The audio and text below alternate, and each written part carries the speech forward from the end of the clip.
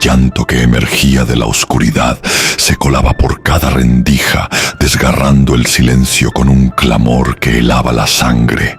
En el olvidado pueblo de San Valerio, la antigua casona de doña Altagracia se alzaba como un relicario de penas inmemoriales, donde cada piedra y cada tablón parecían susurrar secretos prohibidos. Nadie se atrevía a cruzar su umbral tras el ocaso, pues se decía que en sus entrañas habitaba la esencia de la Llorona, una figura envuelta en misterio y tragedia, nacida del dolor y la culpa.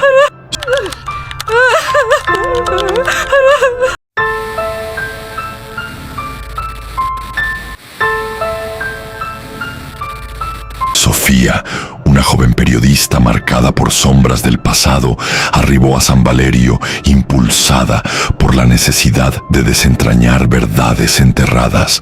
Tras años de callar el terror interno y ocultar la verdad sobre la desaparición de su hermana, se lanzó a la búsqueda de respuestas, aún sabiendo que cada paso la acercaba a un abismo personal. Con el corazón palpitante y la mente asediada por recuerdos dolorosos, se adentró en la casona, donde el aire se volvía denso y cada susurro parecía cargar un destino ineludible.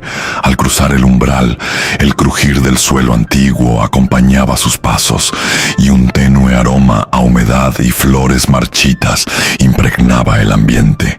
De repente, un murmullo en latín, casi imperceptible, recorrió los pasillos. Nox et solum resonaba entre las sombras, haciendo eco de un pasado olvidado.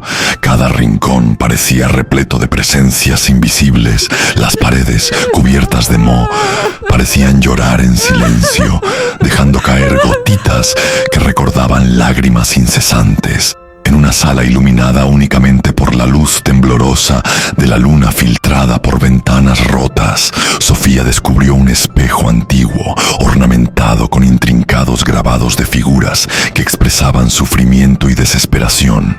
Al acercarse, el reflejo comenzó a distorsionarse y ante sus ojos incrédulos apareció la silueta de una mujer de rostro pálido y mirada vacía. Con voz entrecortada, Sofía pronunció: «¿Eres tú la Llorona?». La figura, con un tono que oscilaba entre el lamento y la condena, respondió: «Soy la encarnación del dolor, la sombra de lo que se ha perdido». El eco de esa respuesta se fusionó con el sonido del viento y el crujido de la madera, creando una sinfonía macabra que resonaba en lo más profundo del alma de la joven. Mientras avanzaba, cada habitación revelaba horrores olvidados.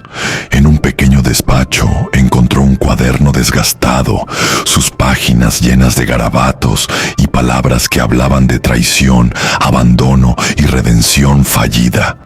La tinta, corrida por lágrimas invisibles, narraba la historia de una madre que, en un arrebato de desesperación, había perdido a su hijo, condenándose a vagar en una eterna penumbra.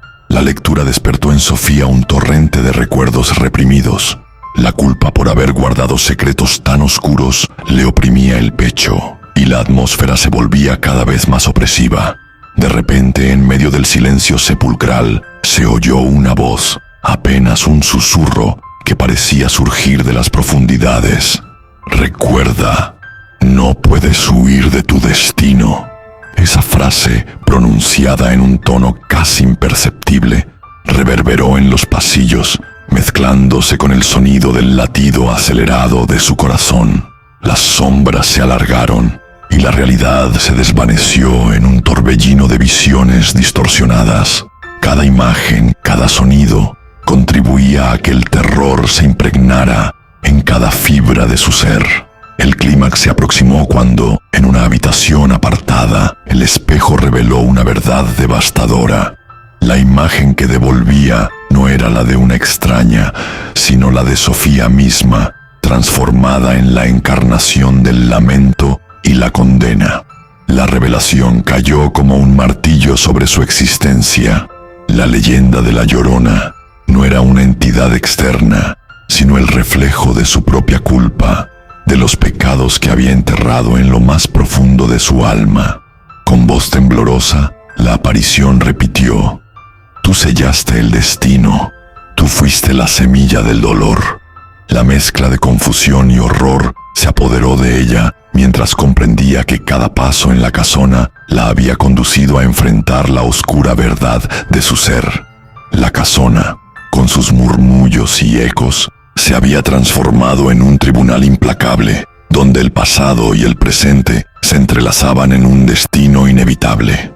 En un último acto de desesperación, Sofía alzó la voz, intentando romper el ciclo del sufrimiento.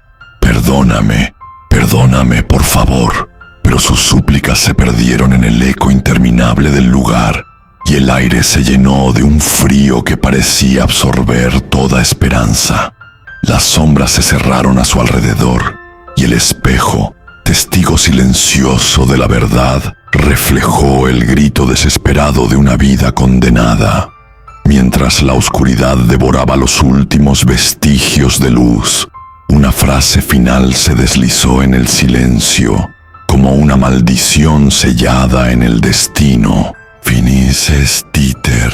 La casona se sumió en un silencio abrumador, dejando a Sofía y a quienes osaran recordar con la historia jamás contada de la Llorona una verdad tan ineludible como el propio destino, en la que el monstruo era en realidad uno mismo. Mientras la noche se desvanecía en un amanecer teñido de gris, la casona guardaba en su silencio el eco de la verdad revelada. Los habitantes de San Valerio, ajenos al tormento vivido, continuaban sus días con una inquietud latente, como si la oscuridad hubiera dejado una marca imborrable en el alma del lugar.